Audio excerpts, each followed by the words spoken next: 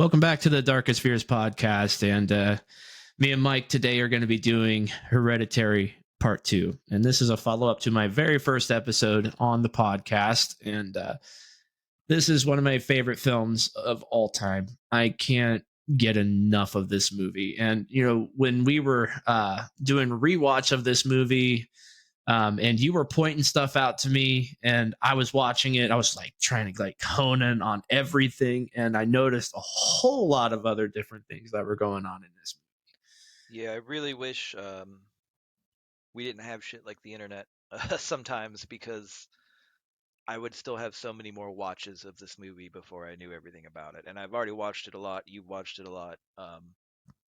And I just want to say, even if I said it before in the Midsummer cast, that just like this really is the first movie that I feel in fucking years um, was exactly what I was looking for in a horror movie, like from beginning to end. Um, you know, it was another one of the times I went to like see an Ari Aster movie, and the two people I tried to see it with like either bailed or saw it without me, whatever. So I watched it alone on my fucking TV, and it just fucking slammed. I wish I could have saw it in theater, but like I love gore. I love fucking campy horror movies. I love all types of horror movies, but this is like a fucking well-worn niche for me where just like it's very atmospheric, um and there's just a lot of subversive and just like hidden shit in it. um and of course, second third watch, when I started to pick up on that, I was like, give me the internet right now, because I wanted to know about theories, suggestions. And the thing is, there isn't much theorized. It's all there. He left all the breadcrumbs, but they're not in your fucking face. Yeah, they're Um, all they're all behind they're in the background or they're hidden in corners.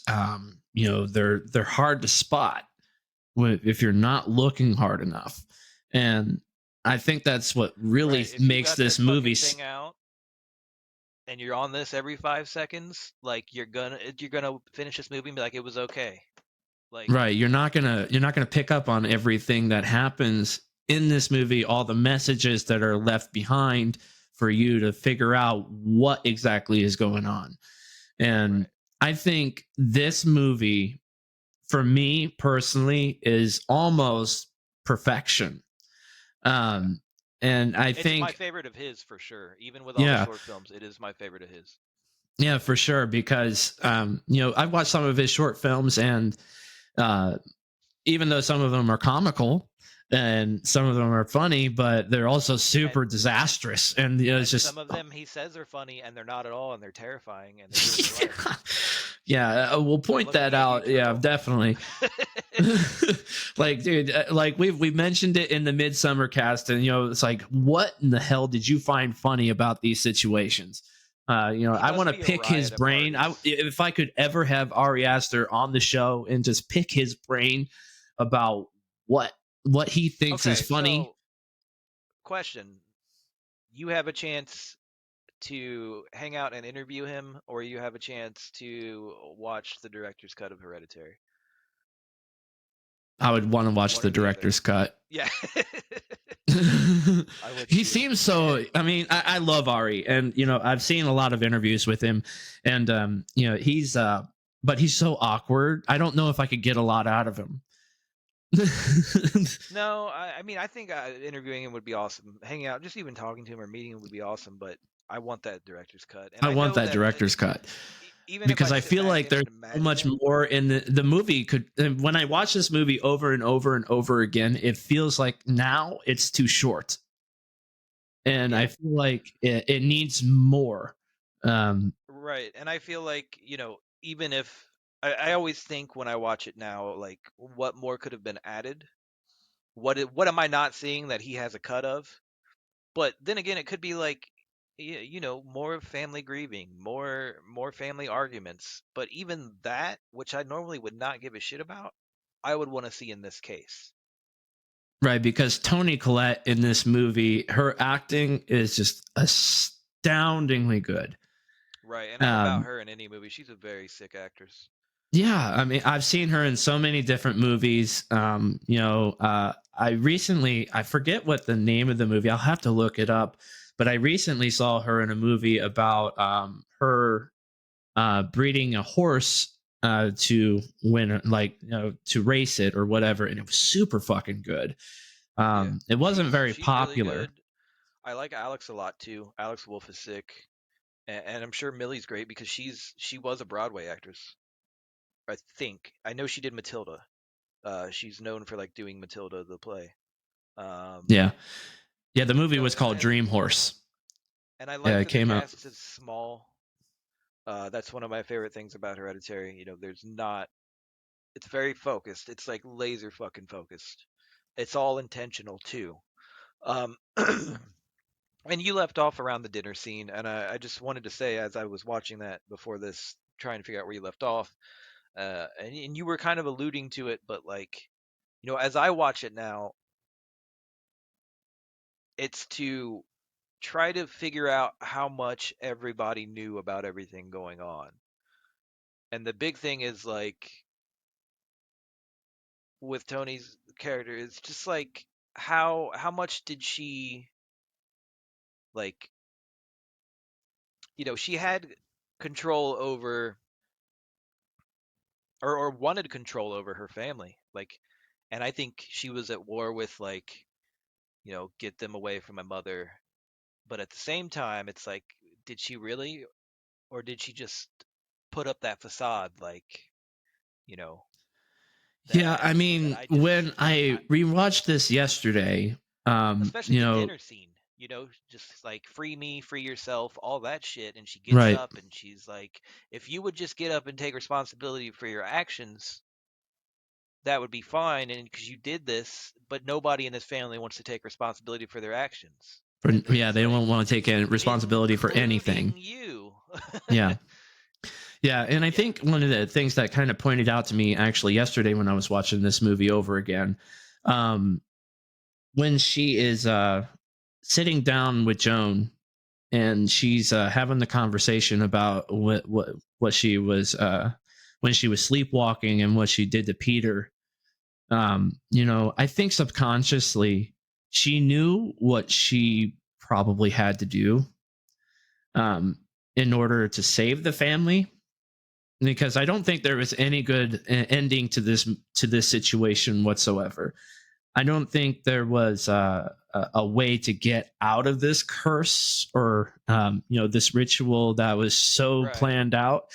I think what that all alluded to when she was talking about it was she doused herself and Peter in the paint thinner, and she right, lit the match while she was sleepwalking. I right, think that was subconsciously her trying to just get rid of both of them so that it would never happen.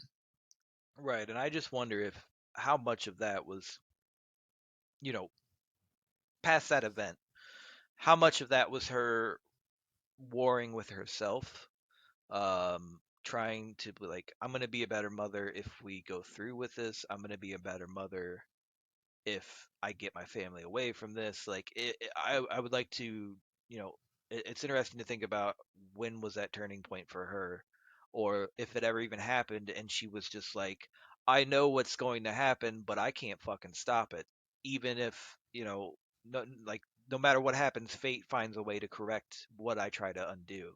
I mean, you have her tossing the book in the fire, supposed to burn her ass up, burns her husband up.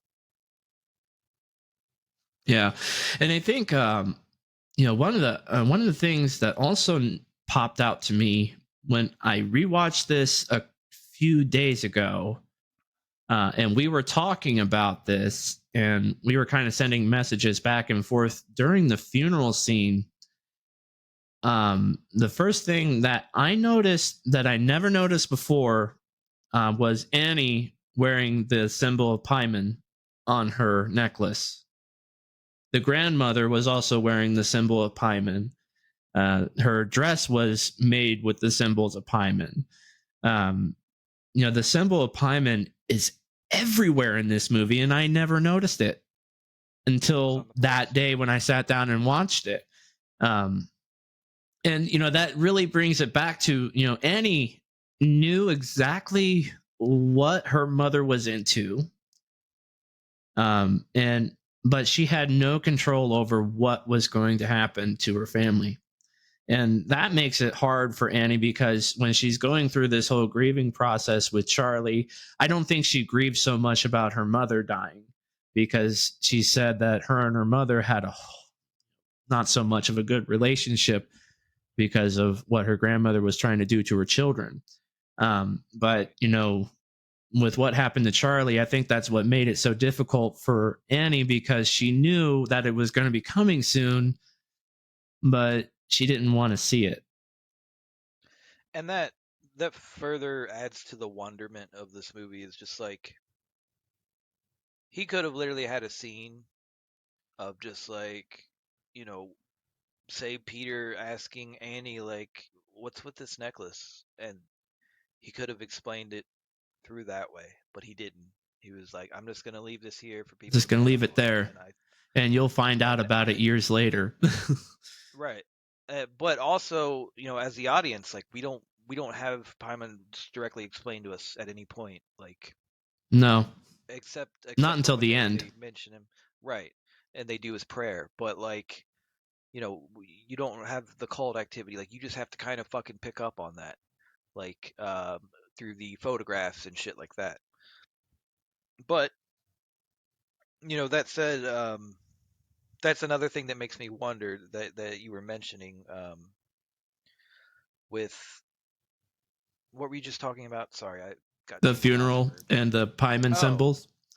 so yeah, the funeral and the symbols, and just it all coming being throughout the whole movie, and her not being able to do anything about it. Like,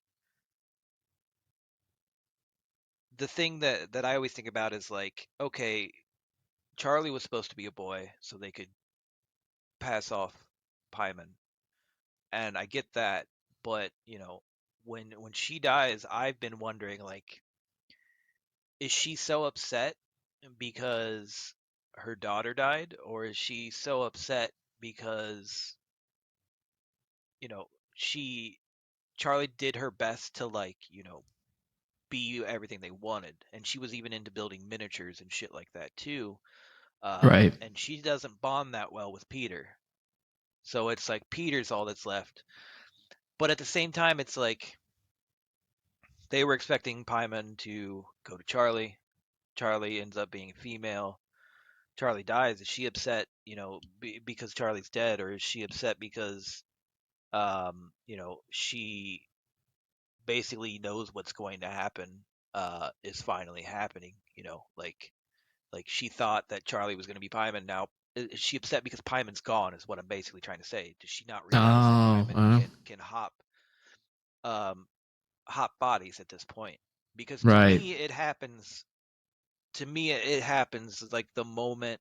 I mean, Paimon's influence is there for the whole family the whole time, but Yeah. to me, the moment that happens is when, Charlie's acting fucking weird the whole movie, but she's a weird looking girl with weird ticks, and you kind of think like, trailer wise, I remember thinking like she's gonna be possessed or something, like, and it's gonna be an Right. exorcist deal. That's what I was thinking, but like when she gets taken out, it's like, what the fuck is this? And then you think like it's gonna be a movie just following grieving and haunting, and then it turns on its face again. But it's like when her death scene happens, you see like the life just go out of Peter. Yeah. And And it's some people might take that as like he doesn't know how to deal with it, he's going to shock, but I take it as like Pyman is in full control at that point, and he's hopped bodies. He had yeah. to get out of Charlie. Charlie had to go away. That's like the perfect fucking segue. It Yeah, all and makes I sense. Like I think said, she's shoving her head out the window. She's trying to breathe, like, and then that just comes out of nowhere. And it's the heavy memed scene, but it's also one of my favorite scenes in like the past 20 years, dude. right. It's so good. Right, because it's really it's kind of a hard scene to watch, but I definitely agree when you see, because it doesn't happen right away with Peter. In that scene, you see him struggling, and he's going through that processing moment, and then you just see he just takes a breath, and then you just see all life go from his eyes. Yeah. And it's like, Yeah, then and you it you says a pointed lot that that out, like and that was definitely a switch.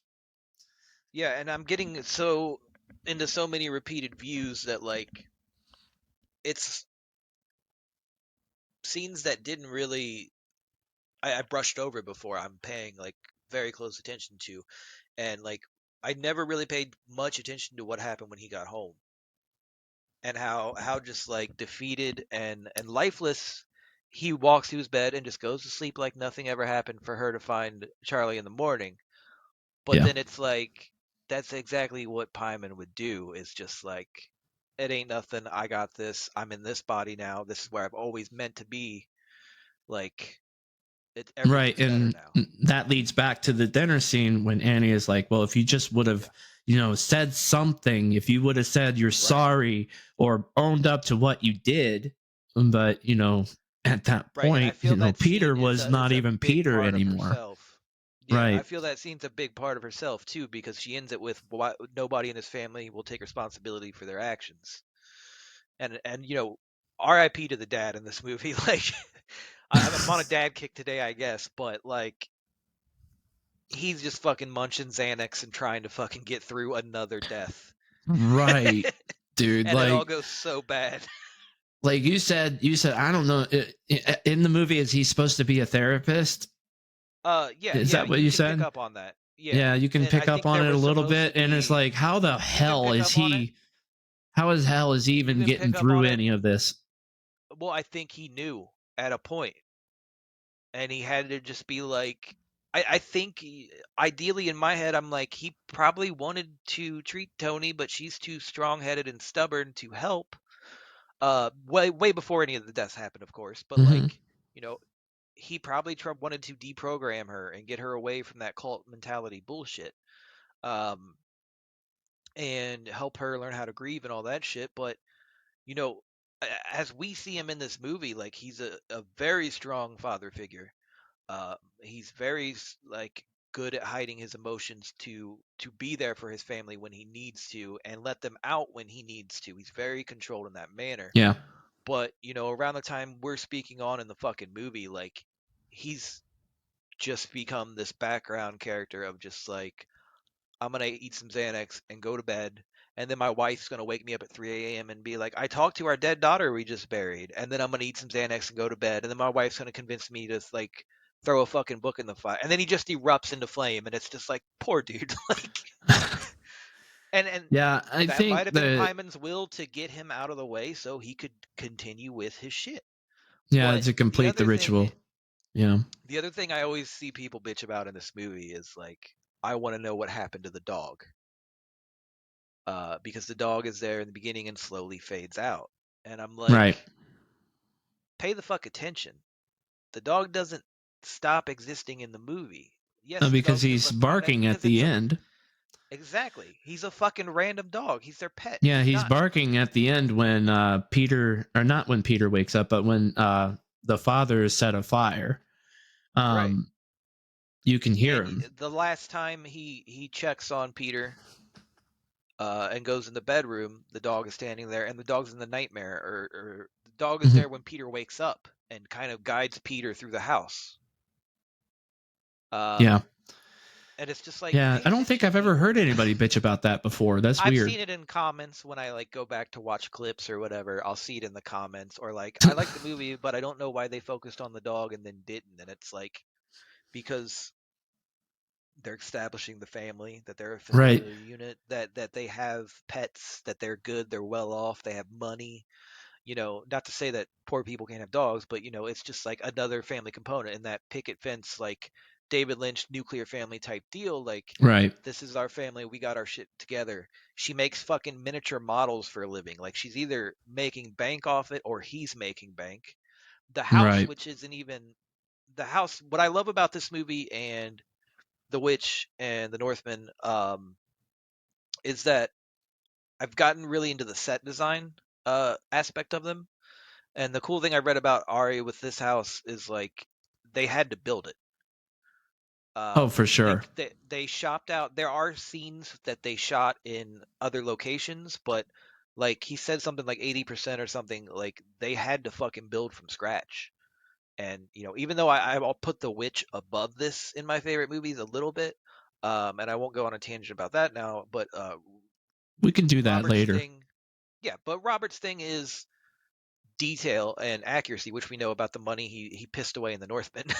I won't say pissed away because that is a good movie that I It like is more a the good more I movie. watch it. Yeah. But it was just subject matter I didn't care for as much as The Witch.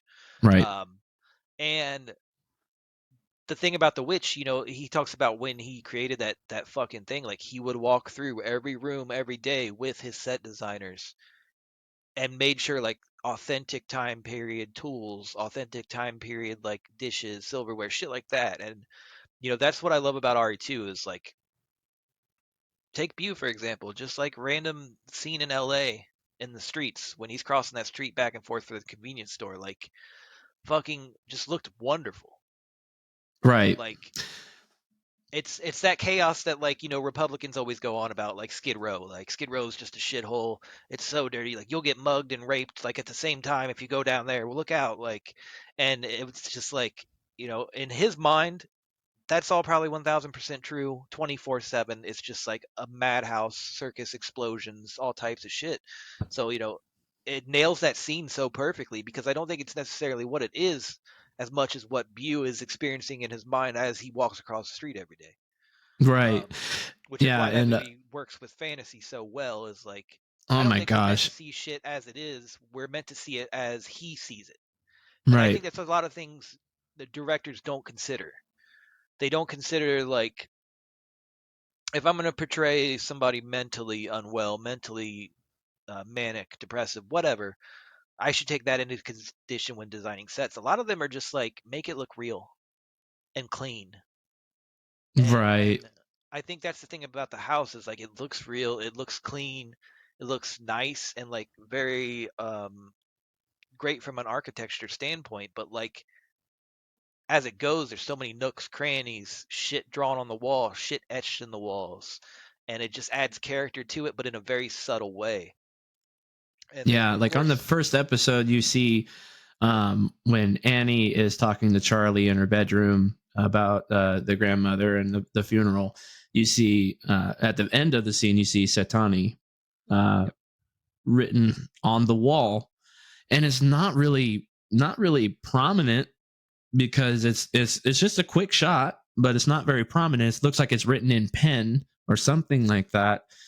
Um, and you find out what that is, but I also looked it up on the Google, and it's something that has to do with a necromancy ritual, yeah.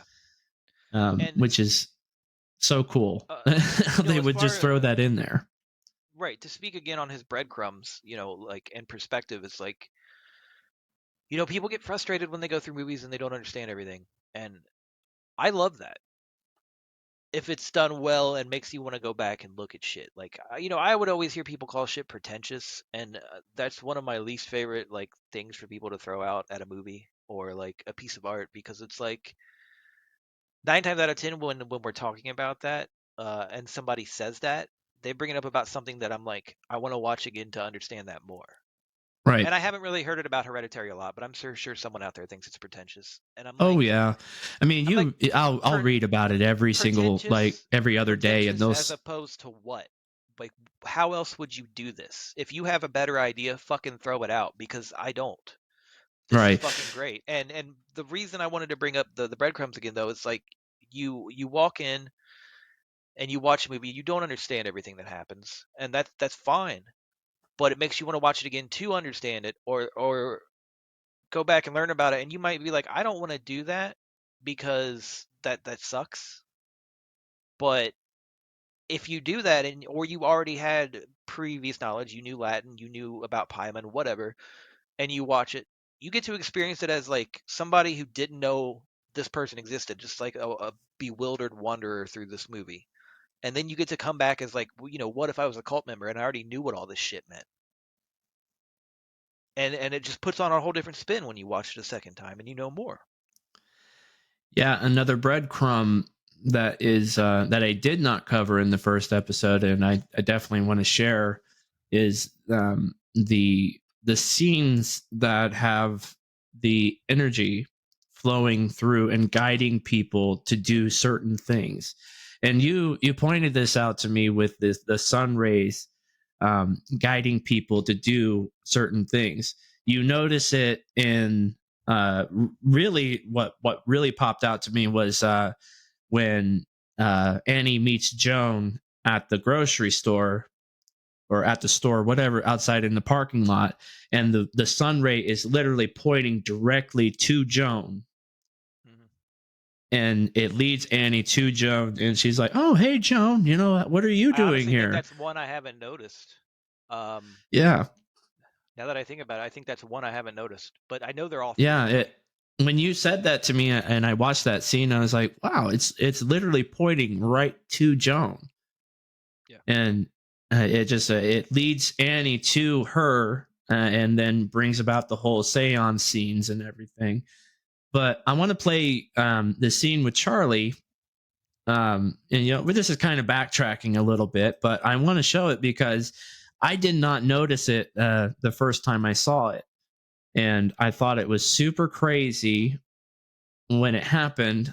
But in this scene, Charlie's in her room and she's making her miniatures just like Annie does, and you see um, these uh, pulses of energy go across the screen twice, and then a ray of light leads Charlie to her bedroom window, and that leads that just brings out more of the Paimon influence, and I think that is Paimon just leading people to do certain things in this movie to bring about what the ritual is supposed to complete the ritual anyway. Right. So I'll share this scene here.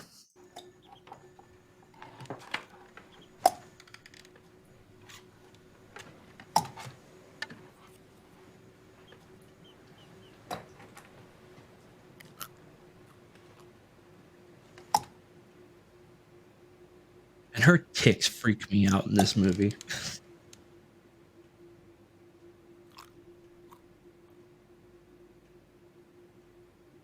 Yeah, right there. I actually love the ticks. And then it was something so small I had never seen before. It's just so crazy Back how up. short and sweet that is. There was the milk bottle with the shit in it. Milk bottle. Yep.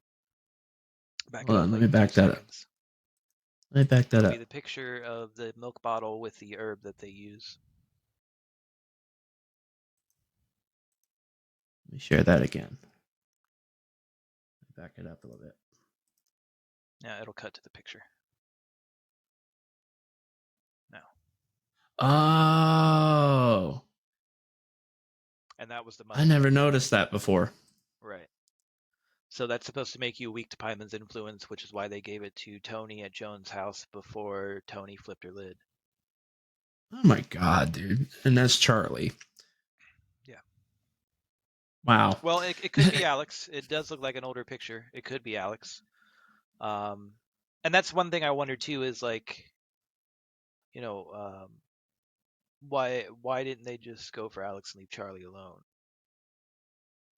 And maybe Charlie was just weaker. Well, So I he was think what starting to it had to slowly do with is decline. when Annie was in the group, the grief group, she was discussing a little bit and alluding to that a little bit. She was saying that she Oh, about her kept brother?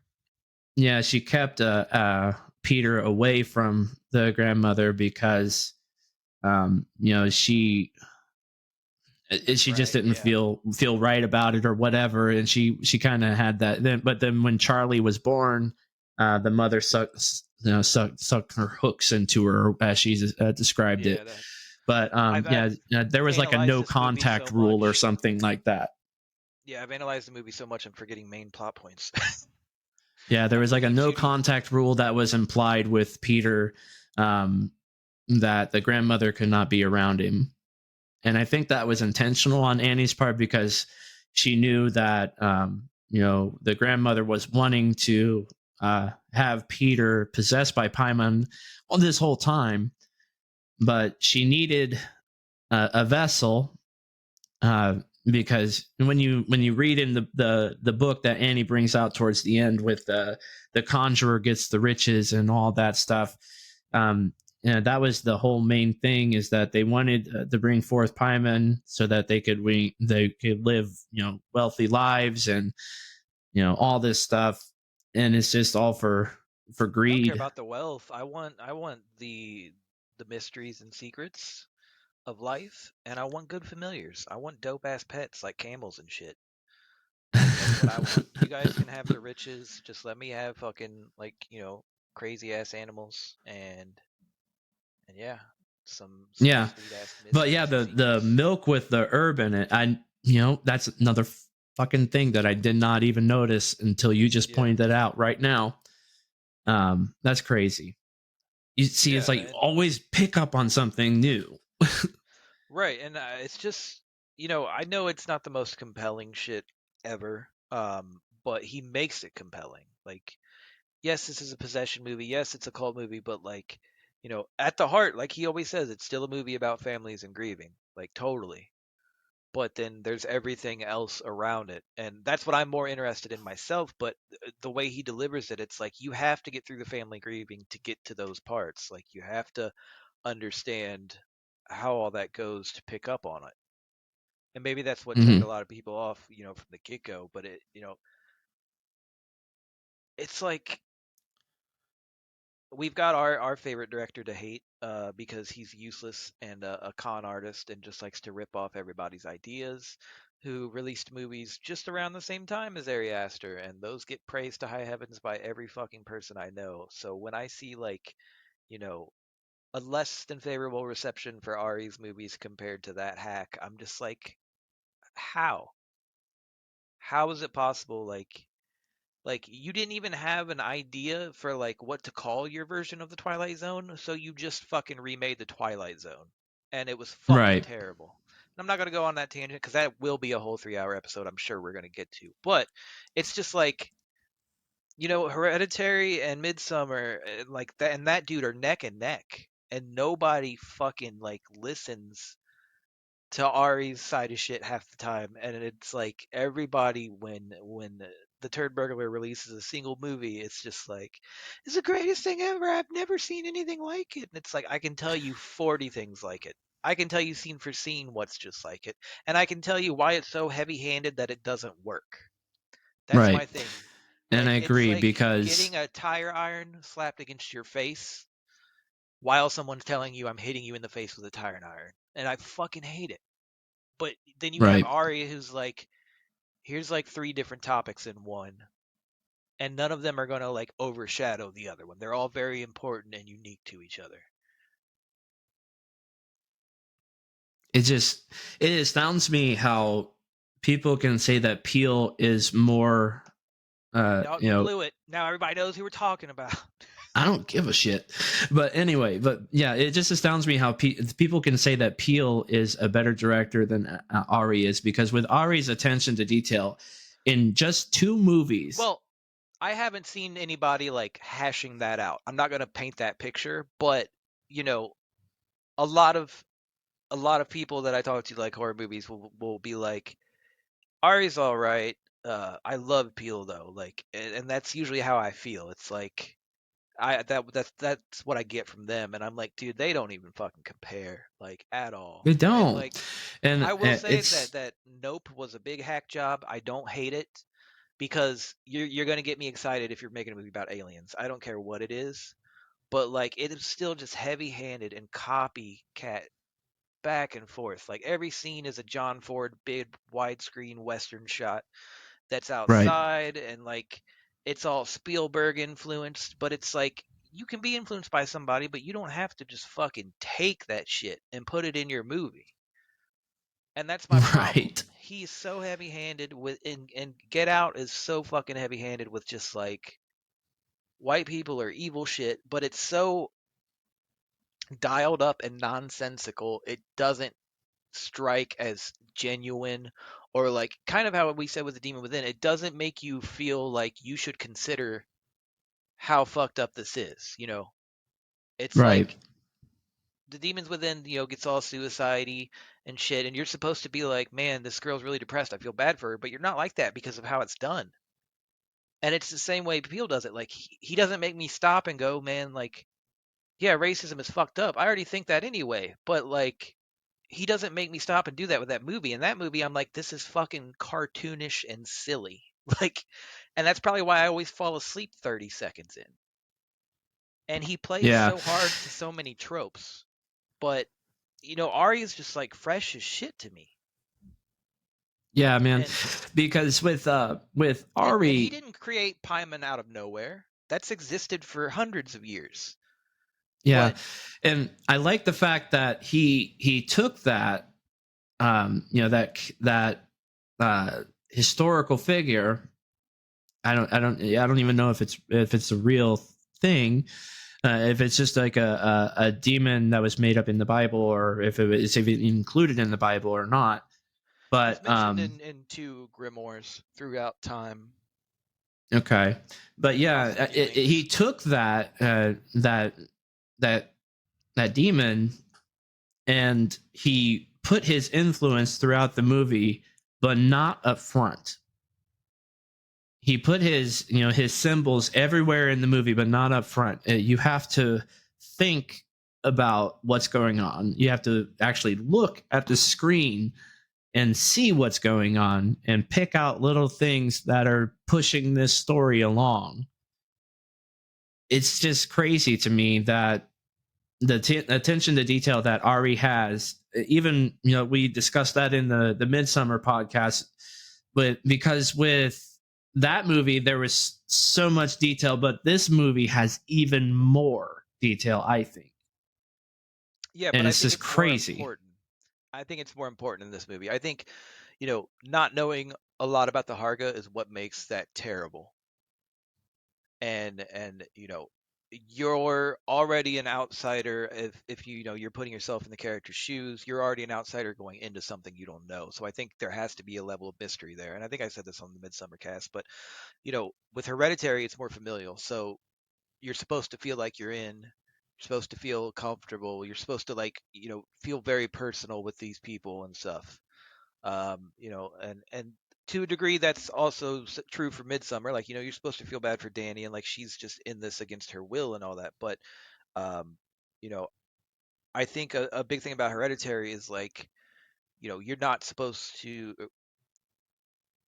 You're supposed to feel like you can trust people in that movie, like, and yeah, but meanwhile be on guard in the back of your head. I feel the dad's doing that shit, like he trusts and loves his wife, but at the same time he's like, is she gonna flip and go like full call on me at any moment? Right, and that's Or one thing maybe, about Toni Collette in this movie with her character Annie. She plays kind of both good and evil in this movie a little bit, and because, she and does I it don't well think enough, the like I evil said, that is I so wonder. prominent because it's not up front, and she knows that it's something that's going to play out, and she doesn't want it to happen, I don't think, but she's known about her mother's doings this entire time and has not filled the family in whatsoever. Right. Which leads me to wonder how much the husband did know. Did Right. he just say like, she's crazy but she won't get help, or she's crazy but she'll never get away from her mother?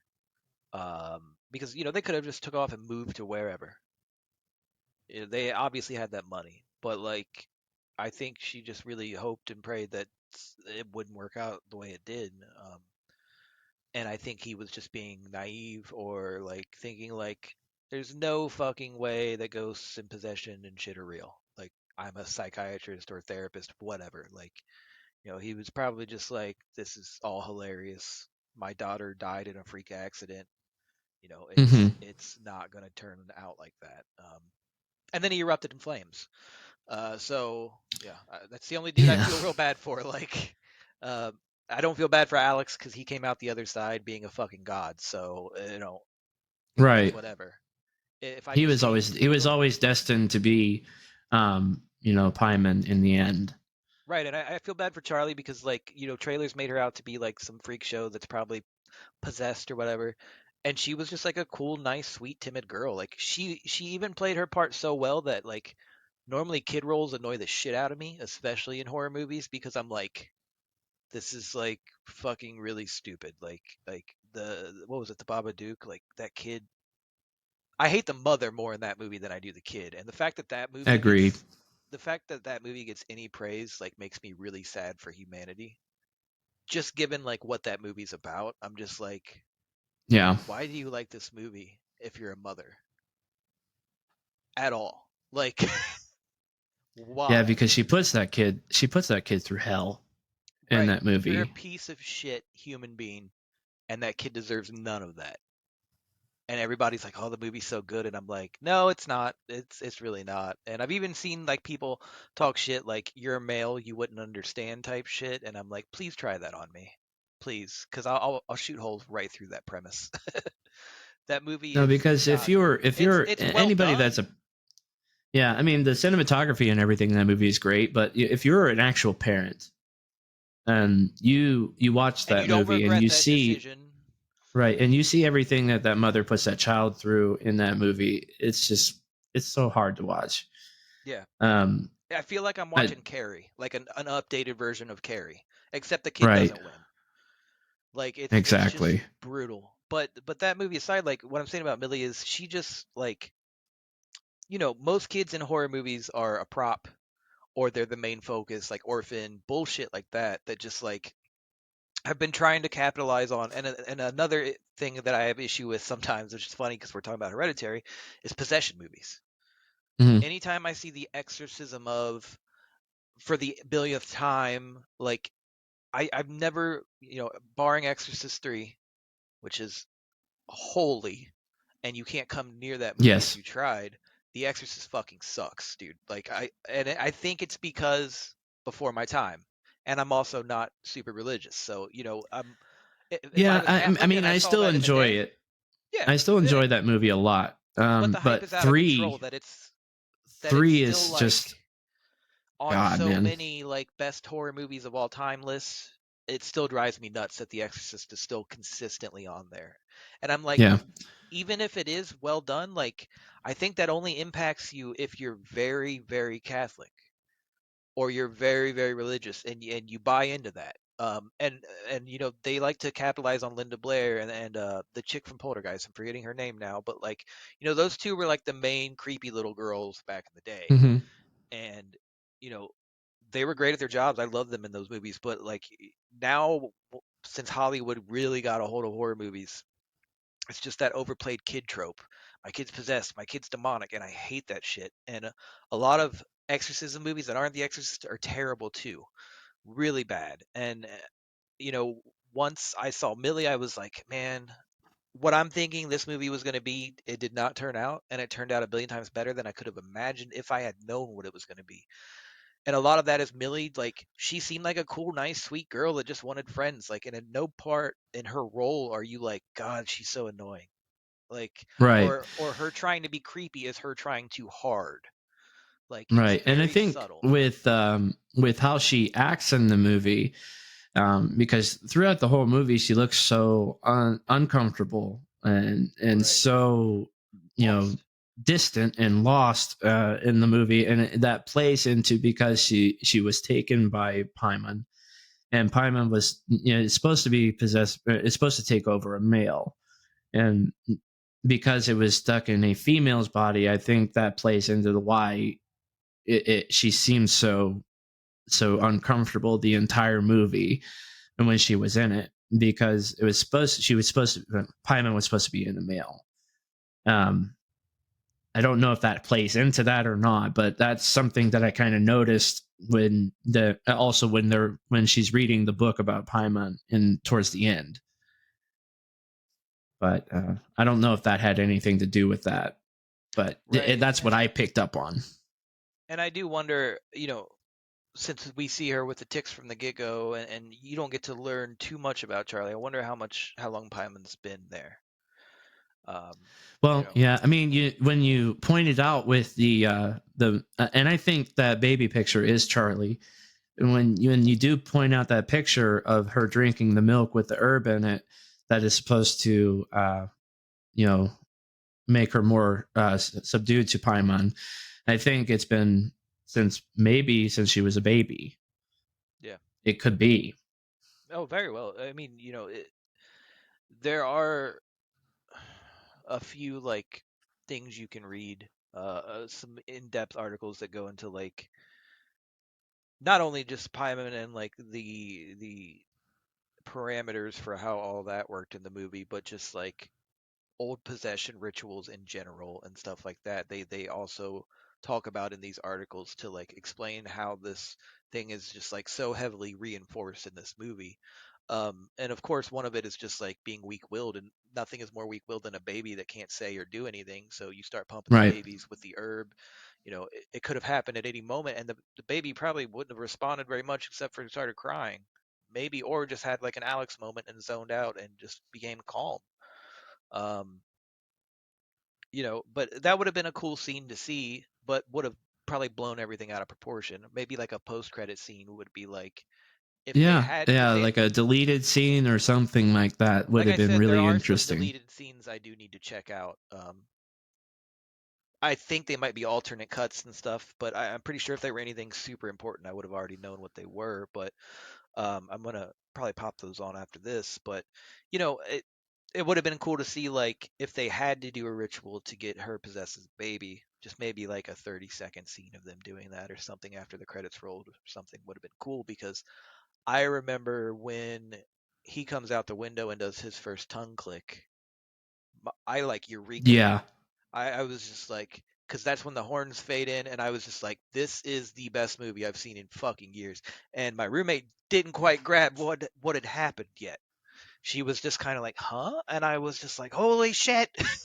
It was like when you see Saul and the dude just gets up off the floor at the end and you're like, what the Yeah. fuck? It's Like a that she yeah, it's she like a was in that revelation. state. Yeah, she was in that state. And I'm in the state where like I've seen Saul 100 times and I still love Saul 1 and always will. And when that scene happens, I always get so like I get a big shit eating grin on my face because I was just like I always remember how I felt in the theater when I went to see it with my friend who like had like a genius level IQ and it just fucking warped his brain. He was just like, "What the fuck just happened?" And he just said that to me in the middle of Saul, and I was just like, "I don't know, dude." And like we had to think about it, and like that's why I've always been into movies like this since I was younger. Is like, I stopped watching a lot of horror movies and went right for psychological thriller because like I have to be mentally stimulated as much as I am visually, like and maybe even more so than visually because I can watch movies without a lot of gore, without a lot of like that are just horror, basically an atmosphere,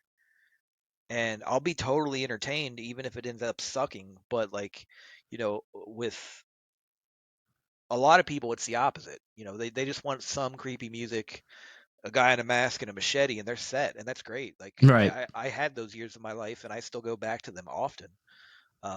I was watching Oh Friday yeah. the 13th last night, but Oh for yeah. me, like where I am in life and the things I've been through, like movies like this just fucking knock it out of the park for me because there's repeated viewings, not necessary, but if you want to keep watching and digging deeper, you're still gonna find shit. I mean, I've at least crested 10 viewings of this movie, maybe more. I think last night was my ninth viewing of this movie. Yeah, Um and even just today, live on this podcast, just recording this yeah. today, you pop in a new fucking little thing today for Well, me. I didn't even notice the fucking baby with the bottle. and even if I it's wasn't if looking. it's even if I don't notice anything new, I consider different perspectives. Mhm. Like I consider what I learned last time going into it next time. I consider, oh, I've never really looked close at this scene or that scene, and it's always pretty fucking rewarding, and that's what makes a fucking dank movie for me. It's like I can watch Indiana Jones and the Temple of Doom until I die, and I probably will, um, because it's an Great movie. amazing, amazing fucking movie. Um, and I can watch Jay and Silent Bob Strike Back, even though I still know every word, and I get no enjoyment out of watching that movie anymore because I've watched it so much. But like, it's different than watching this for another time, because this, it's like it's hitting everything that I like out of like a horror or a thriller movie. And then, I love cults. I love just going into and just thinking about that shit. I mean, I have watched so many cult documentaries with Polly that I just like, we laugh about victims of cults because we're just like, when they're sitting there crying and they're like, well, he said if I paid him $50,000 that he would bring me peace from all my trauma. And I'm like, here it comes. And they're like, so then I paid him, and then he just sexually abused me and took all my money and left. And it's just like, what? Why? Why did you do that? When? Where is that part of you that was just like, wait, this is a bad idea? Like, you don't have that? Because I can't feel. I mean, the sex abuse is awful, of course, but like, that didn't happen till you gave him all the money, till you gave him everything he asked for.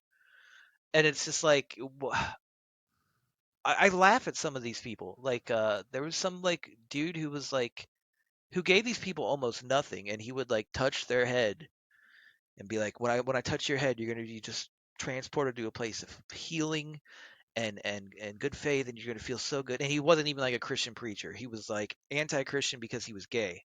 But he was like, he took all these people out in the middle of the jungle, charged them tons of fucking money. And some of them were like, when he touched me, I just broke down crying, and I saw my life flash before my eyes, and I felt so much better and shit. And it's like, well, what happened after that? And it's like, he took every dime from my bank account and left me penniless and destitute. And at that point, I'm like, you deserved it. Sorry, you Mm-hmm. deserved it at that point. But this is a very interesting part because it's just like, you're in there for family. Like, you're in there from the get go. Right. Yeah, And this is kind of a situation where you're trying to save your family the best that you can, but you know you can't. right, and every single person that they come across, I won't say every, but he puts out a good number of them. I wouldn't be surprised if there were 5, 6, 7 people at that grief meeting that were members of Pyman's cult. I wouldn't be surprised if that school like was rented out by them for that specific purpose because they knew Tony would come across it. It's just like the mail scene.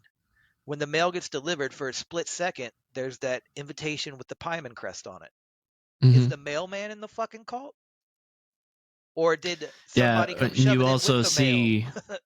you also see in the group, the grief group, that some of the members in that group are also part of the cult at the end of the movie Yeah, yeah, as well. So it's like they're all there, and they're all making sure that everything is going according to plan.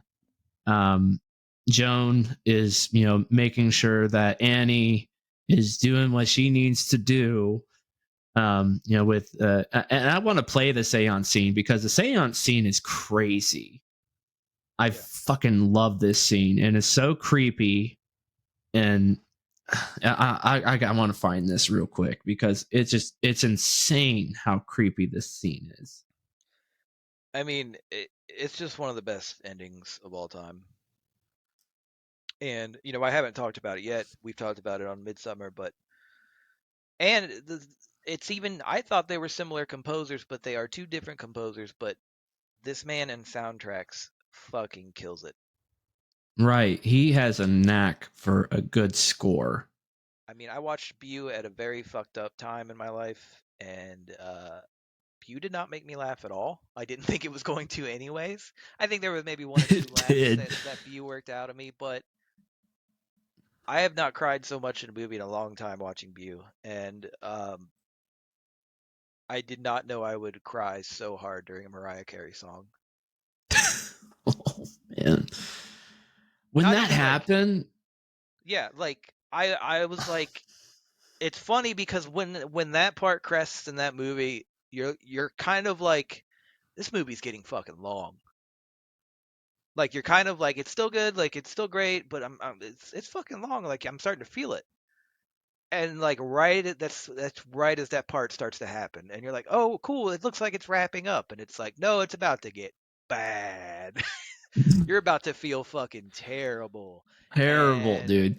Like, you're gonna cry yourself out to one of the smoothest jams of the '90s while you do it. Like, dude, Dude, I I remember think watching. from that moment on was when I was texting you. I was like, I don't know what to say. I just can't stop crying. Like, I think I cried the remainder 50 minutes of that movie. I was just like, dude, this is so fucking sad, dude. It is, yeah, that whole movie is just, it's like one thing after another just adds on top of his like guilt. I think the only Um, way I could relate to it more is if I was Jewish. Like, I right. feel Yeah, so because much and about that's fucking what Jewish Ari people. said is like it's just like, the mother is, the mother is God. Yeah. And in the Jewish community, a mother is God. So like if you don't do what mother says, then like it's just watch out. But and that's what that movie plays on, is like the whole thing is just like one thing after another adds on top of guilt after guilt after guilt. Dude, I knew it was gonna be fucked when, like, I mean, I already knew it was gonna be fucked. It's an Ari Aster production, um, as you saw with his short films. But you know, uh, just the fact that the scene where he loses his keys and he has to like break the news to his mom. I was Oh like, my this is gosh, going to be a fucking Wesley Willis hell ride. I know it is, dude. Like dude. And at that point, I was getting all the ads from the bootleg channel I was using that I showed you, like with Kobe's face and all the Taiwanese shit telling me to gamble, and I was like, I may be too upset about my life right now to like make it through this movie because I'm in a very dark place and it's a very shitty quality. It's a theater screening and it's like a bunch of these gambling Taiwanese ads coming up on my thing and it's breaking the immersion. And I was like thinking as it was closing up, I was like, if it wasn't for like Kobe Johnson's head coming up and being like, gamble, I probably would have like jumped off a bridge that night, dude. Like dude, I want to sit down with Ari just like this movie, just like Midsummer, and be like, show me the funny part because like I don't get what's fucking funny about it, and like maybe it's like he's working out like experiences or situations that he finds hilarious. But it's like I watch them from a serious and vulnerable state sometimes, and I'm just like, this is so fucking brutal, dude. I can't deal with it. mm-hmm. And I think that's Yeah, I a mean when that scene when he lost his keys, having a wife that goes through severe anxiety, like Jackie does, I've had that kind of situation happen before where she's like, well, I lost this and I can't find it. What am I supposed to do? And I've gone through that with her, and her mom suffers through the same thing, and it's like, Jesus, I relate to this. I know somebody that goes through these kind of issues, and I'm seeing it play out in front of me, and it's just like, oh my gosh. yeah. And I think that's like just so crazy to just think about how like he just always does like this shit that he's like you know it's very depressing. um you know I won't say Midsummer is super depressing, but that's because I don't relate to it too much because I probably haven't been in a Let's Gaslight party since like sophomore year of high school. But I don't know how the youth of today are dating each other, but if it's like that, I would join a cult immediately.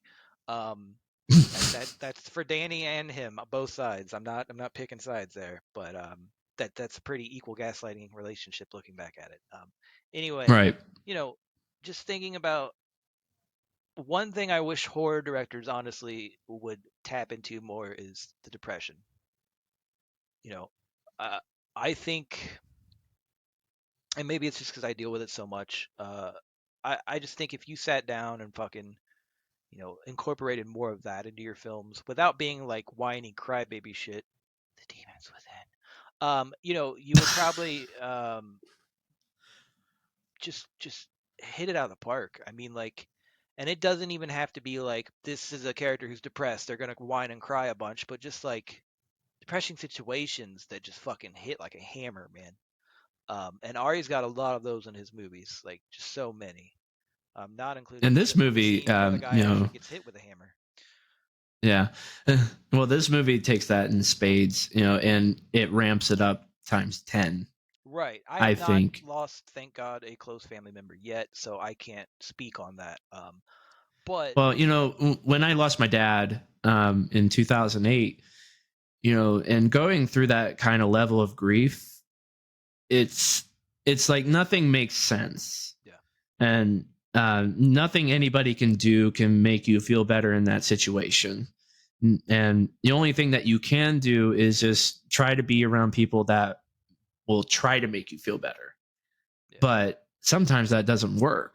yeah, And with this movie, I relate to it so much because when my dad passed away in 2008, it almost felt like a relief.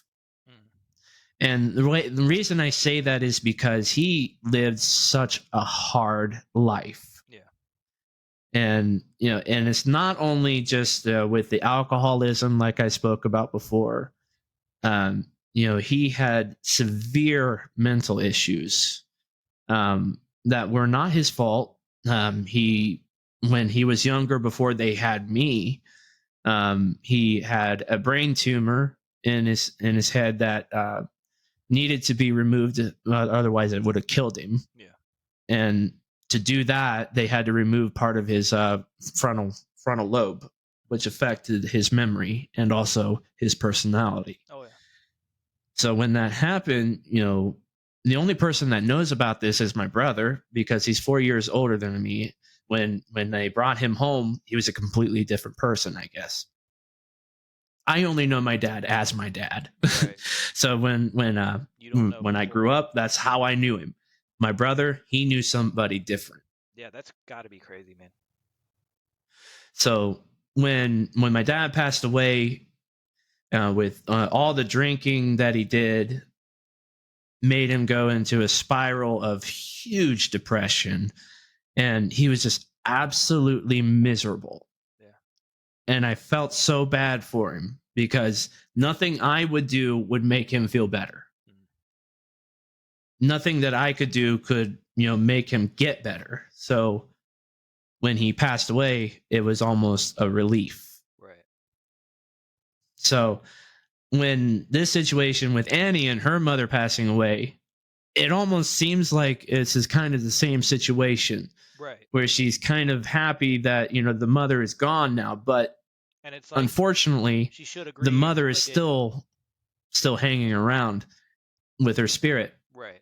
And I think that's why and Charlie's can. death fucking rocked her so hard because it's like even if she knew that was going to happen, that was if I'm saying if because we don't know, but even if she knew something like that was going to occur, like she didn't grieve for her mother at all, really. Mm-mm. She was totally numb and just over it. Which I think wasn't she starting to get dementia or something like that, or had dementia. Something like that. And She mentioned very short, like a very short period about that. right, But yeah, she said that. God, what did she call it? I can't remember. I think it was DID yeah, is what she dissociative called it. identity disorder. Yeah, dissociative identity disorder. So she mentioned that, and she mentioned how her brother killed himself, so he couldn't be a vessel. Which I Right. wonder, I wonder if that plays into her character too, because if Charlie gets possessed by Pyman, why didn't, why wasn't Tony good enough?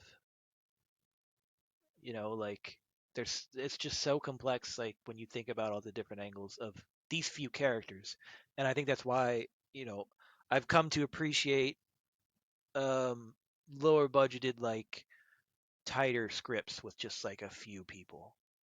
Um, the chick from Boogie Nights, the redhead, Juliet Moore or whatever. Um, Hmm. she was in a movie called Safe that I watched recently, and it wasn't amazing, but I appreciated it a lot because she like is a huge hypochondriac, and she like her therapy isn't working, nothing's working, and she goes to live on this commune, and it turns out to be like a cult, but everybody has their own house and their own belongings, and nobody touches them and shit. And it was just like a movie without a lot of characters, but the script was really tight, and like just those two things alone made it so like deep. and like gave you so many things to think about, like motivations and character wise as you were going through them. Um, and I mean, like, going back to just depression in movies, like I don't want to watch like some huge, massive, like crybaby, like, you know, this is what it's like to be depressed all the time thing, because I am depressed all the time. I suffer from depression, but like I feel like Mhm. it's an unexplored avenue in horror movies, or maybe I haven't explored it much myself.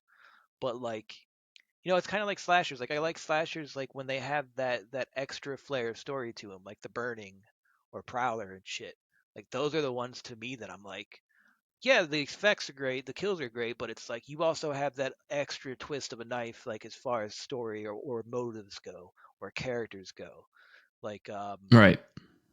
and that's a big thing to me. It's like, if you're gonna get into mental illness and stuff, like just do it right and with respect.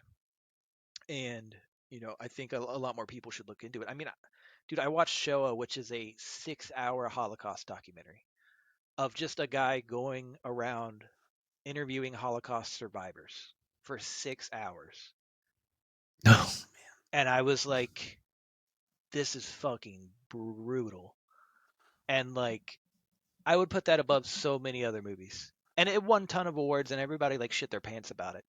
And I wasn't watching it to be like, oh, I want to see wild shit. Like I just wanted to like hear like from the mouth of the people who were there what it was like. Um, and it gets a little bit of exploited because he takes them back to where the camps were, and it's like you're I gonna have think I to remember what? watching. I think I've seen that. It's like Yeah. you can't do this in their house. Like you're gonna bring them back there. Like that's a little much for me, but you know, Yeah, I remember. I remember seeing. I think I've seen that because he brings them back to Auschwitz, you've probably seen and clips, dude. It's won so many awards. Like, yeah, he brought them back to bringing them back to Auschwitz and everything. And I'm just like, man, how the fuck could you even think to bring these people back there? well, I Like, think it's a spiritual thing. A lot of them probably feel guilt or like defeatist or whatever because they were so. I don't want to get too in depth on this because it's a whole other thing, but like, yeah, you're so emaciated, your family's been wiped out, you've been through hell, and you don't at most of those points outside of like Treblinka and stuff like that, like you don't have the willpower because it was so defeating to organize a revolution to try to kill some guards and get the fuck out of there. Whoever did it hmm first and got wiped out. So when the Russians came or the Americans came and we helped you out, like, you know, you feel like you didn't do anything. You got taken out on angel's wings, and by the grace of God or whatever, you made it out. But like, I think for a lot of them, it might have been like, no, I'm not going to let this defeat me. I'm going to go back and walk those grounds again, which is totally awesome. But it's like, me personally, I would have been like, I'm not going near fucking Poland for the rest of my life. Like, I'm not even chancing it. Like, dude, and it was crazy because, they start out great, and then they start out apprehensive or like worried, but like you get to see them go from like, okay, you asked me like a really touchy question, I'm going to tell you, and they cry about it. And then like later as the interview goes on, you get to see that spark come back, that anger, where they're just like, when they're like, when you got out, how did you feel, how did you recover and stuff, and they're just like, I wanted to just, take out anybody I could. I was so angry. Once I got my faculties back, my weight back, my strength back, I wanted to right. make sure this never happened again. And like that's when it pays off, is when you get to that part of the documentary. But it's a 6-hour documentary, so it takes a long time to get there. And for like an hour, man, I'm just like, I don't know if I can do this. Like, because I don't know if I want to. Because like at a point, one boy was privileged because he had a very good singing voice. I think he was Hungarian. So the guards, when they would go out and get fish, they would take the Hungarian boy on the boat and make him sing Hungarian songs to them. So he was like allowed to leave the grounds like once a week, twice a week, and spend like, what the guards were just clearly using him for entertainment. But it was kind of like the pianist, he got to just like experience a life that wasn't complete hell. He had a little bit of like Right. relief. And the director like Wonderful movie, by the way. the director takes him on a boat and has him like sing a song again on the same fucking river. And when I saw that, I was like, this is like too much, dude. Like, did he elect to do that, or were you like, no, you should do it because it'll be good for my movie? So I started to question it, but yeah, like once you get through it, Hmm. it's great. And like I just wish like people would touch more on not so much grief, because I feel grief is explored quite a bit more than it was, which is good. But I'm interested to see what more directors can artfully bring in things like depression and suicide and stuff like that without having them be campy and corny. And Yeah, handling super things super seriously. sad and whiny and stuff. And I think, depression could be a great thing to explore even in like experimental film, Yeah, because you could really show what it does to the human mind when especially when you have crippling depression.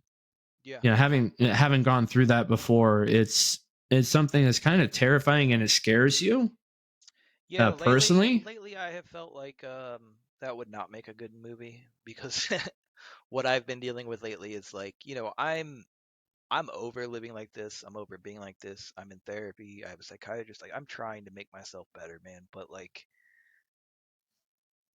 everybody's trying to help me as much as they can, and I appreciate it and I acknowledge it. But it's like I don't know what to ask for, and if I do, it's nothing that somebody can just like provide. Oh, and I know they would. I know No. the few people I have left in my life would totally just fucking give me the shirt off their back if they could, if it would help fix things.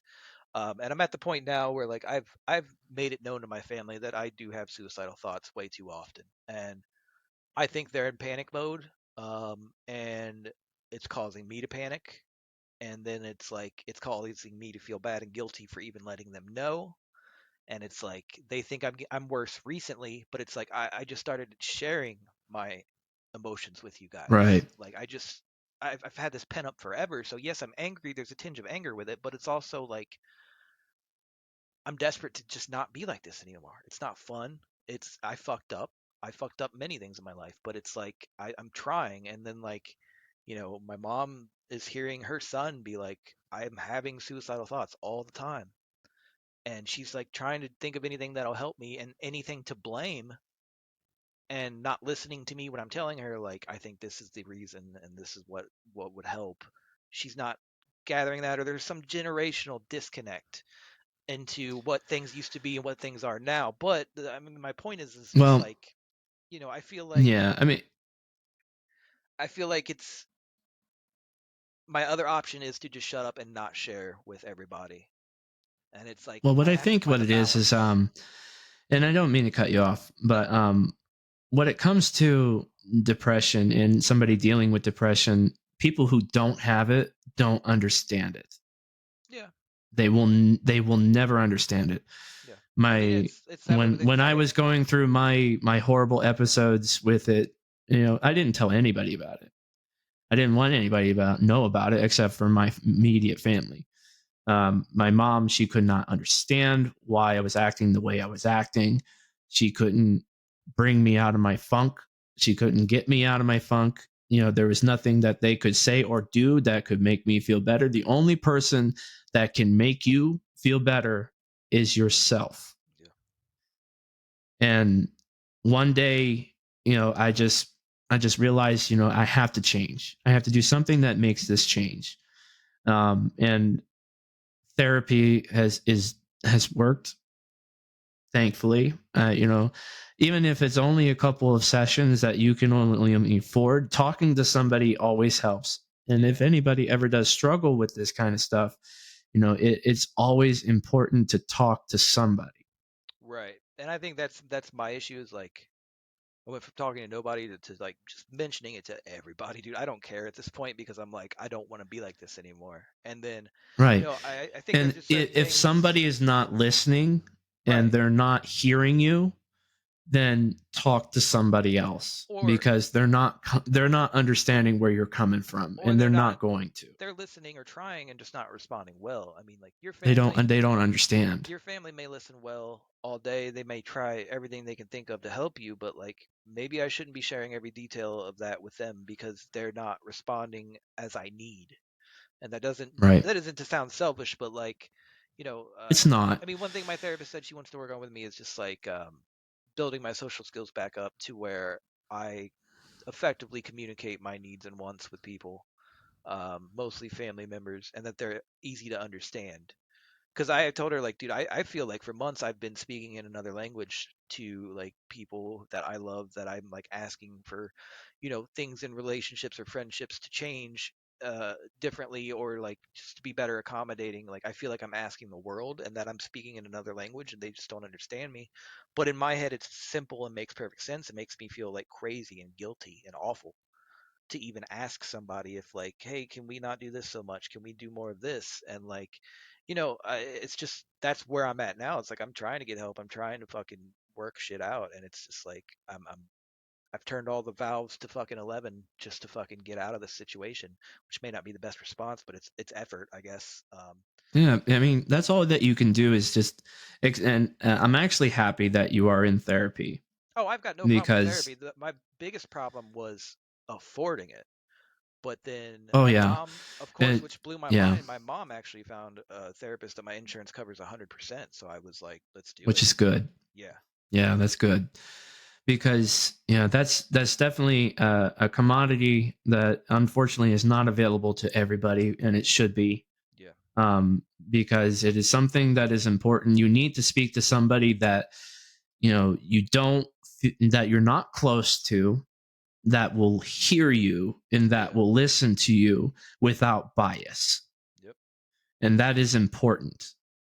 And I think being in therapy is a great thing for people who are going through these kind of situations, because they if they don't have anybody that they can share these things to and they don't feel heard, then what's going to happen, man? Yeah. Nothing's And going to I change. was thinking about the other day, like, I couldn't imagine having the obstacle of pride in the way because I'm not very like, I mean, you know to me, I've never been one to like not tell certain parts of a story because I'm worried about upsetting somebody, like, or myself. Right. Like, I've always been a very open, upfront person, no matter how much of a train wreck it is. Like, when I'm telling a story, when I'm, telling my friends how much I love them, when I'm telling my friends how upset I am, like, I'm always fucking just honest about that because it's like, I could get hit by a car tomorrow, man. And I don't want a friend to think for 1 second going to sleep at night, like, oh, Mike's gone. Did he care about me? Like, I don't want that to be a wonder in any person I cares about head. Like, yes, I fucking cared about you a shitload. But, it's just like, I don't want to live my life with things left unsaid. And I think Oh yeah. that can drown people and that can smother people who aren't into that. And I think it pushes a lot of people away from me. But it's perfect for where I'm at now in therapy. Like I rolled up on Yeah. this therapist and our first two sessions was me just like dumping. And then giving her like 15 minutes at the end to like give me some tips and help me out. And then like, I've sort of took a backseat role to just venting because I don't want her to think I'm just there to vent because I'm not. I'm here to put in work, and that was my point. And it's uh, my cousin is going through a very bad time right now, and he's not great. And his biggest reason for not going to therapy is simply he cannot share his feelings and emotions. And I'm like, dude, you're no good as a human if you can't do that. Like that's Right. basic. I mean, now granted, you have to be guarded, and I should be more guarded, and I should be less emotionally available to every little thing that comes along in my life. But you know, you have to be able to let some of that out and be receptive to some of that. And it's like he's terrified to talk to a stranger about anything. And I was like, dude, I'll talk to a stranger about like how my asshole itches. I don't care. Like they're a stranger. And Yeah, and that's a problem that I have, is yeah, that I'm very with people that I don't know, I'm very closed off. and that's why I feel like So therapy took rare. a little bit for me to open up. Right. That's why I feel rare. Like, my mom has asked me almost after every therapy session how it's gone. And I've always been like, It's not gonna fix me today, Mom. I wish it would, but it was fine. I feel a little better after every session. I mean, the last couple sessions, I just cried my eyes out afterwards because I just feel so fucked. But like, you know." my mom asked me yesterday, like, what did your therapist tell you? And I was like, Mom, I'm gonna clear this up for you. Like, it's not any of your business what my therapist tells me, because my with that generational disconnect, like there is a thing going on, and I think Matt Dillon probably hit it on the head because he just put out a book about how boomers are the worst generation and the most selfish generation and fucked over everything. But he hit it on the head because like he said, boomers you can't criticize without them taking it personal. And Tom Mm-hmm. Segura even said like yeah, like anybody from that age, if you criticize them, they don't think there's any good behind it, anything good to go with it. Like if I say like, you know, Ben, you're great, you're awesome, but sometimes you're a little mean, like you just instantly shut down and go into I'm the worst person ever mode. Like that's how my parents are. My dad not so much because he was a Marine, so he's like his emotions are on lock for the best.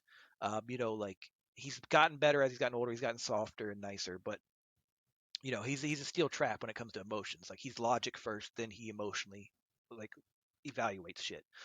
But which is why him and I are always at odds, because I don't have control over my emotions as well as him. So I react emotionally first. Then after that wipes me out for a week and I'm depressed or anxious, then I can get around to tending to it.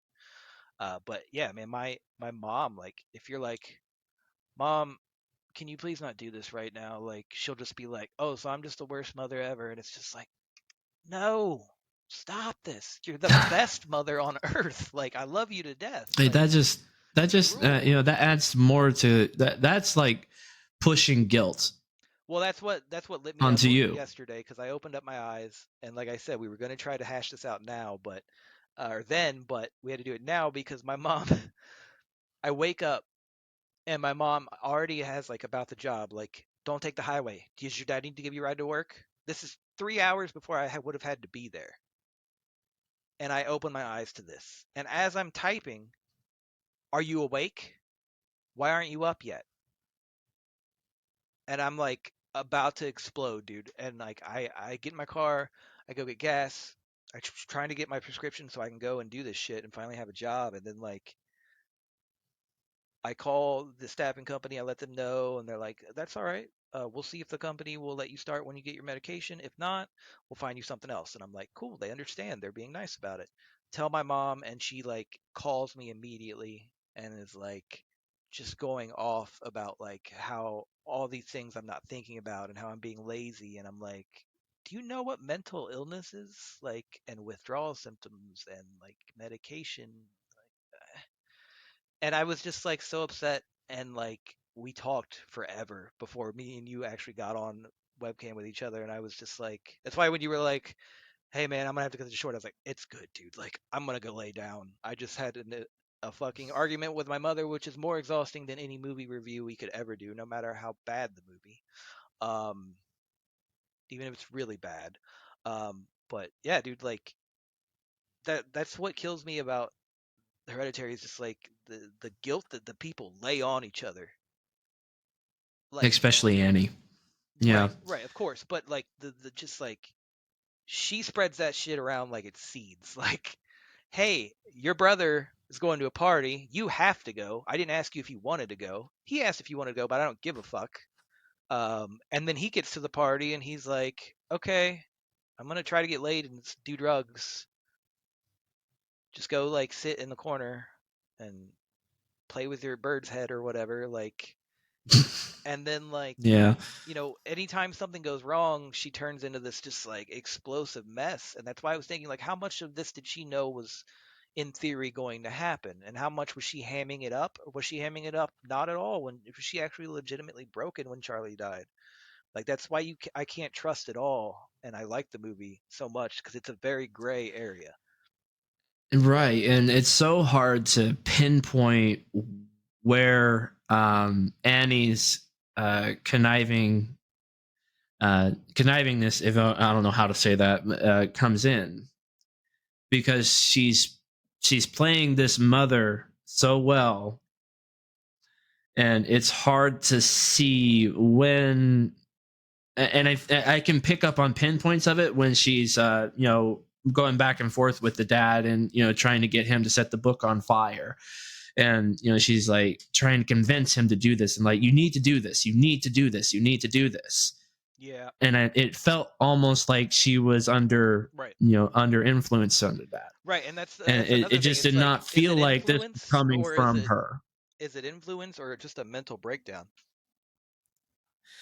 It's hard to say. Right, because I mean, she it at just that did point not feel like it was at her. that point she I don't know. re-whipped the book back out, because she glanced at it at the beginning in the box, and then she rushes back to it at the end, and she's digging through it, and she's like, you know we don't know for sure if she's like, all right, this is actually happening, like I can't do anything about it, I might as well play along, or if she's like, Eureka, we have to fix this now, I know exactly how to do it, and she should have heeded more caution if she didn't want her husband to explode. I don't know, but Yeah, I don't know, man. It's just so hard to pick up on what is evil and what is good in this movie. right. I mean, you know what's evil. There's evil in the background, and that is coming. But the influence over all of the characters in this movie, um, it's so well played, and it's so hard to understand which ones are being bad or which ones are being good. Right. And I love that So it just yeah, it doesn't pop.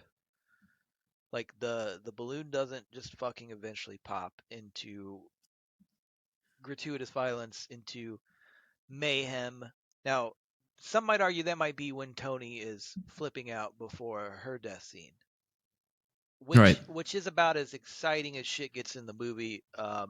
But at no point do I feel overwhelmed about that part. It gets close to like Goofy when she's pinging her head off the ceiling and shit like that. Um,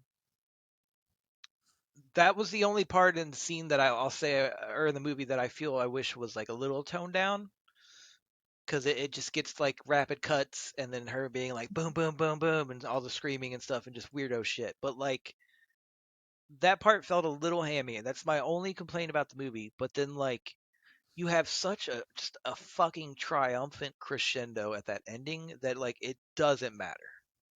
That Right. ending peaks so fucking hard that it just like eclipses the whole fucking movie, dude. The horns in that It section does. fucking just like get inside my body like a doctor's finger. It's fucking just great. And it's the same with the Midsummer soundtrack. It's the same with the Bew soundtrack, dude. I don't know how he does it. And there's actually an article, if you want to find it, or I'll find it for you after this, about how Ari got Mariah Carey to put her song in Bew. I saw that. Dude, Yeah, so I good. actually saw an interview with it was some podcast where he was talking to a guy about that. So good. And yeah, it's a really funny story, because he said that Mariah Carey watched the scene and she absolutely hated it. But Which it's a movie I about somebody who's crazy as shit, which we all know Mariah is crazy as shit. So that's probably why she turned around. She probably thought about it for like 10 more minutes and was like, "Oh, that's why I hated it. That hit real close to home." Okay.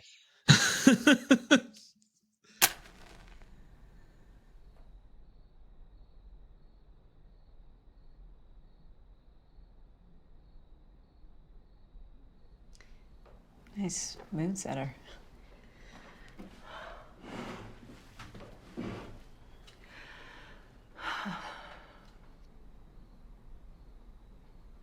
Okay. I'm going to put my hand on the glass, but I'm not going to add pressure. You do the same.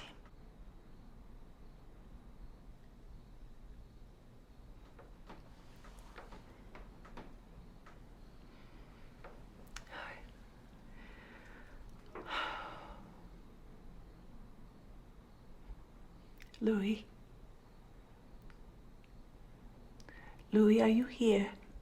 It's Grandma.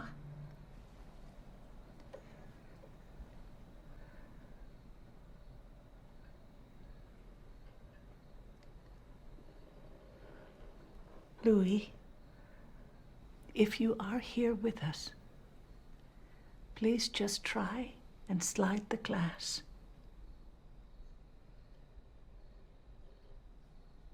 Louis, if you're here. Hi, Louis. Hi, Louis. How did you do that? Louis, I'm going to ask you some questions, okay, sweetie? If the answer is yes, slide the glass to the right.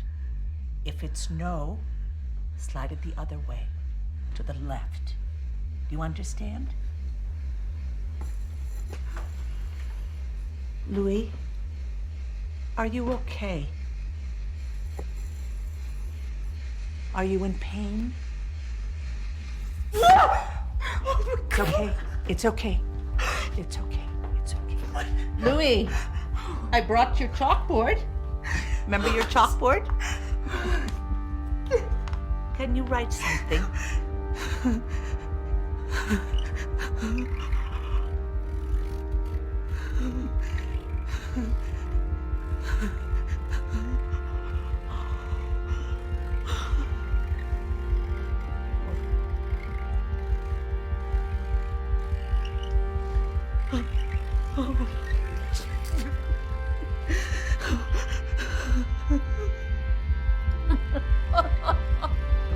Oh, Louis, I love you, sweetheart. I'm sorry, can we stop? What? I'm sorry, please. Louis, we're going to stop for a second, but I'll be right back.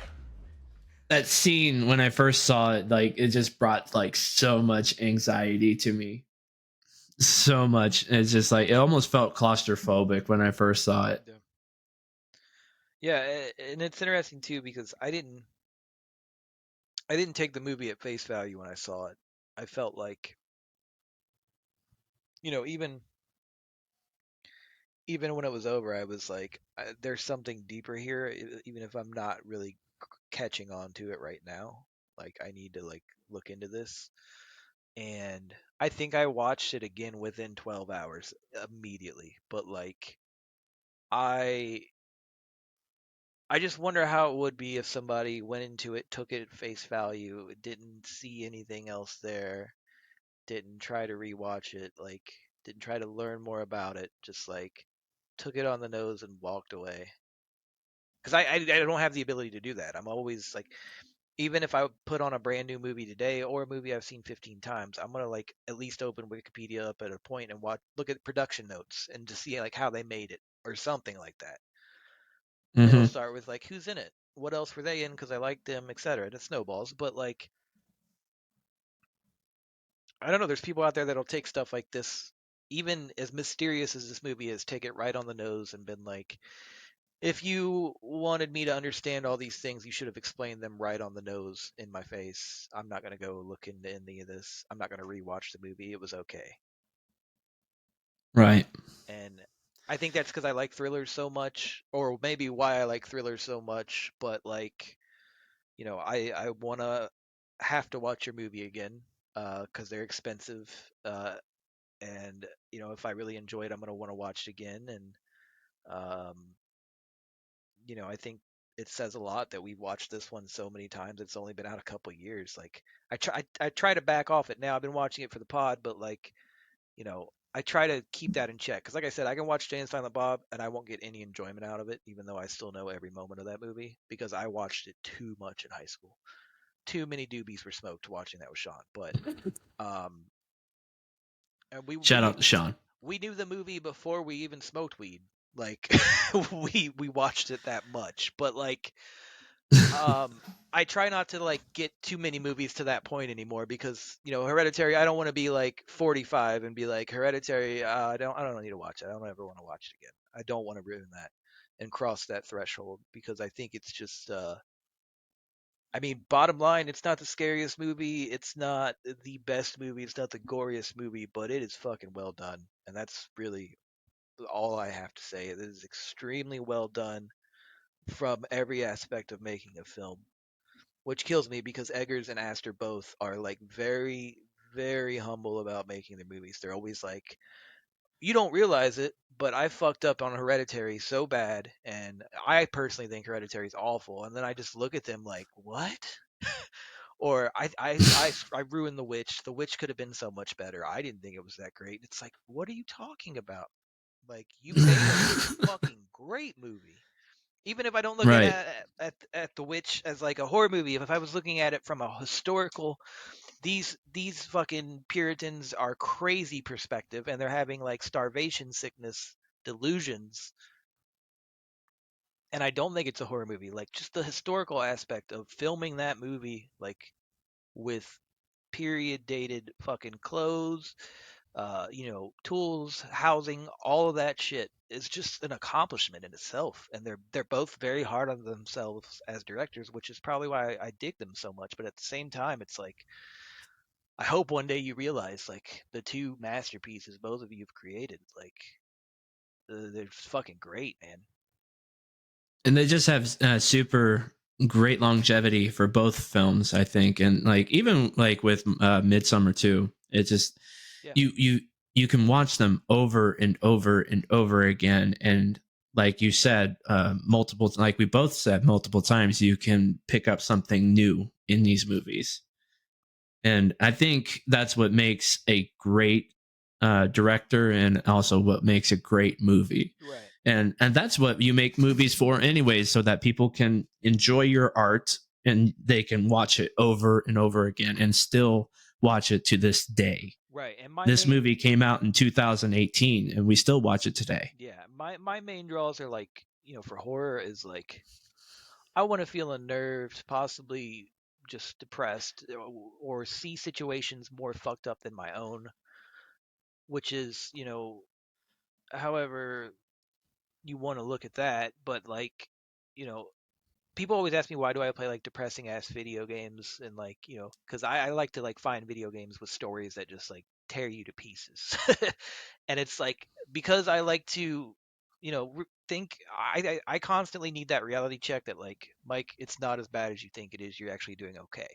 It could be this fucking bad. It could be this fucking bad. Like, and that's why, you know, a lot of people old fashioned. I got into horror movies because I like seeing blood, gore, creepy stuff, aliens, wizards, like, wild as shit. Um, and I think that's where it starts. But like, as I get older, I like to just be in nasty, murky atmosphere, to sit in it, feel unnerved, have the music just propel that even deeper in me. And see some crazy wild gore, like mutilation scenes. That's always a plus. But if you can invest me in the characters, I think that's the hardest thing. I always bring up to you with slashers how, like, Until Dawn and The Quarry, like, I hope all those people die horrible deaths, and I love playing through the games and making them die as quick as possible. Seeing if I can get them all killed off as fast as possible. Right now, I'm playing The Quarry.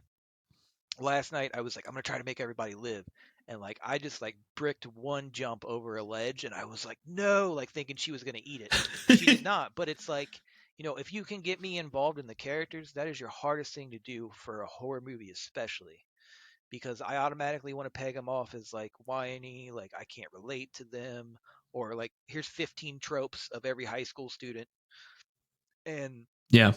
if you can make me care about a character who's nothing like me, and you don't even have to have them have a crazy gratuitous death, uh, or anything fantastical or amazing. It's just like the situation and the atmosphere and everything made it all worthwhile, and it's a complete package deal. Like, um, Right.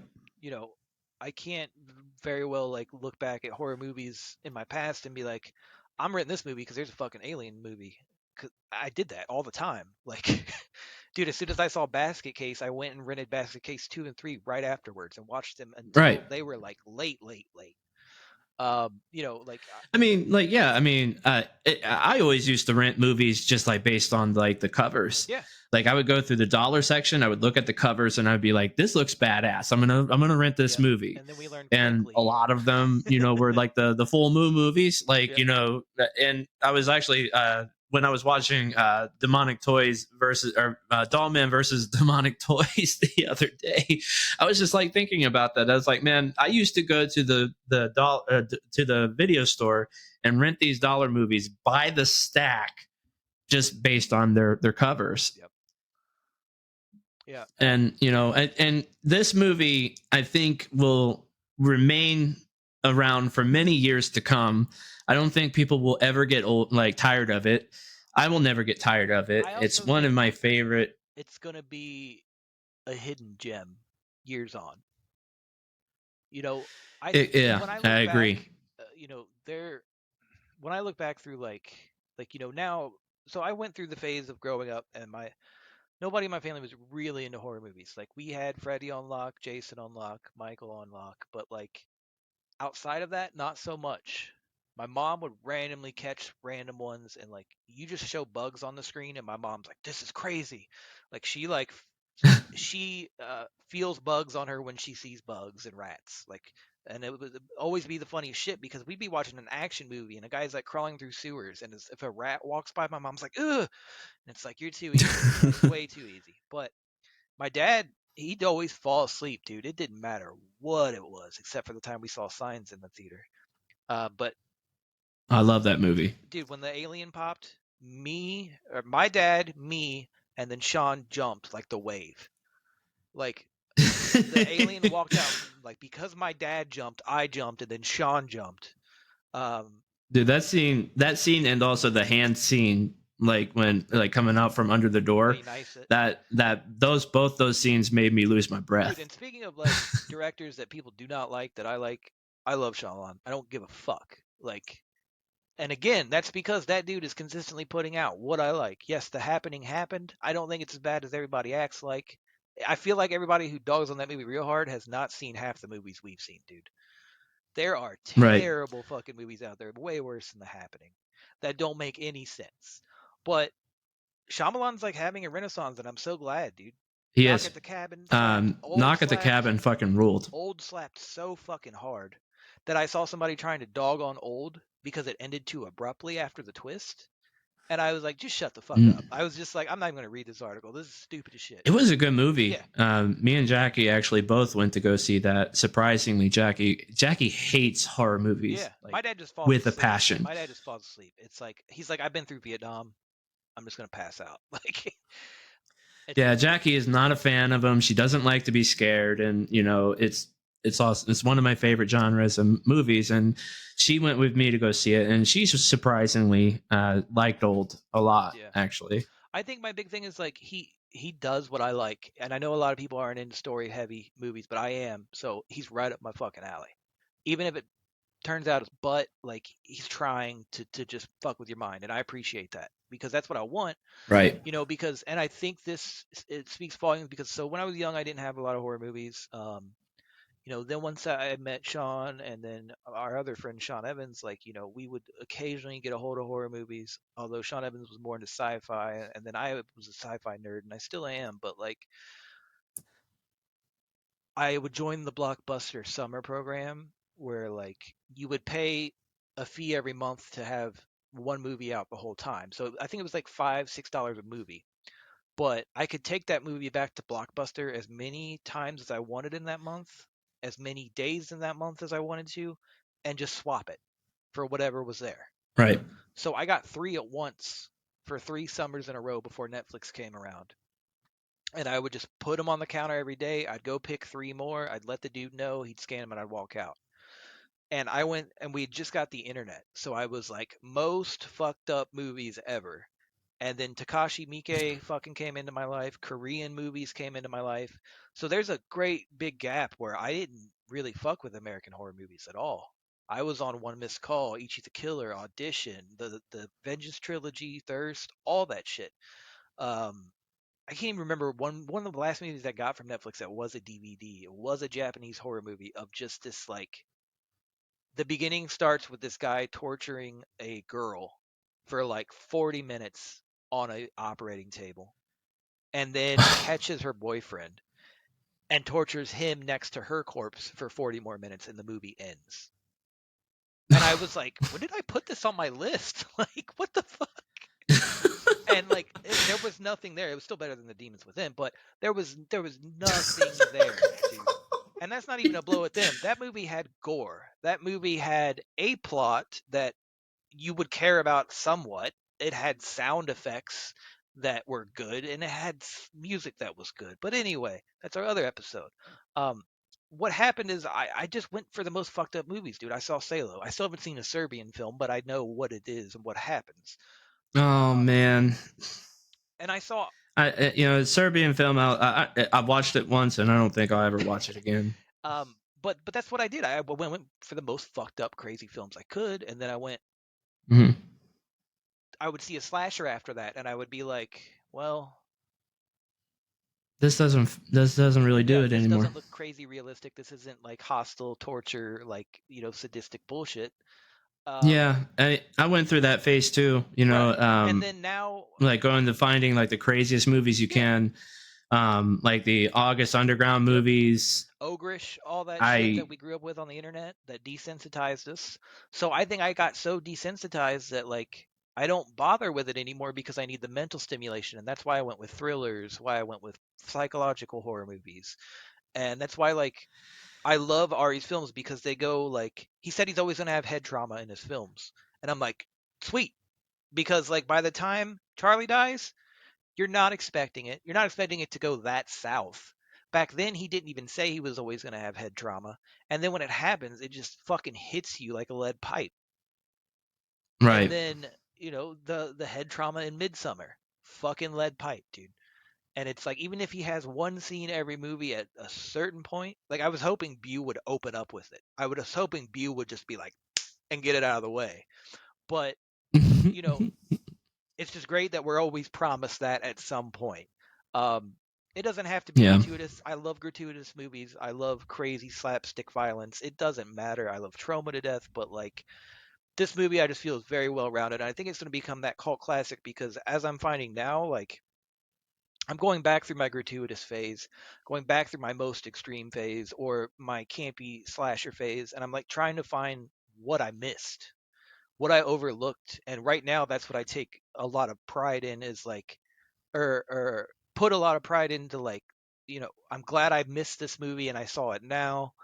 And maybe that just is the way shit played out, but I put a lot of stake in that because it's hard for me to find movies I haven't seen in certain genres. A and B, like when it's like some hidden gem that you find that came out in like 87 and it just like hits on all cylinders and blows you away.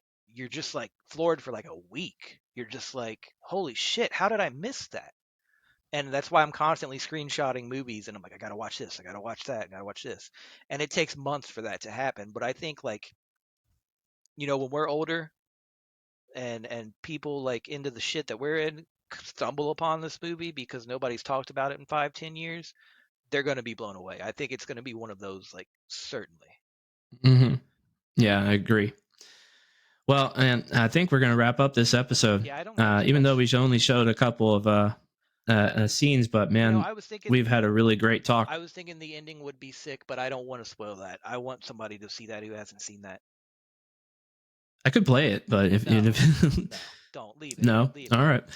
Yeah, I mean, if you have not seen this movie, definitely watch this movie because it is a gem. I will say, please watch it. Please watch it with an open mind. Try not to listen to too much of what we said, I guess, or take it to heart, and just keep your eyes open and just sit in the atmosphere and put your phone away. I know I've been on my phone. Put your damn phone away. I've been on my phone a few times, but I'm just saying, like, it's just one of those you gotta just soak in to fully appreciate, and it's just one of my favorite horror movies in the last 10 years. Exactly. And also, next week we are going to be recording the episode for Terrifier. So if anybody wants to join us on that one too, check us out. To rewatch it. Are we doing both? 2 and 1? I was thinking of just doing one, but if you want to do both, we can. I prefer 1 over 2. And plus, I'm excited to watch that 1 just simply because I've got kind of a crappy memory tied to it, so I'm ready to erase it and put another one there. So yeah. All right. We'll see you guys there. Yeah, we're going to be doing Terrifier next week. Yeah. And like and subscribe our channel if you liked what you heard today. Also hit that bell for the notifications so that way you don't miss any more of our videos. Tell your friends. And I didn't say it in the last episode, and I should have, but if you would like us to review your film, please consider our sanity. Thank you.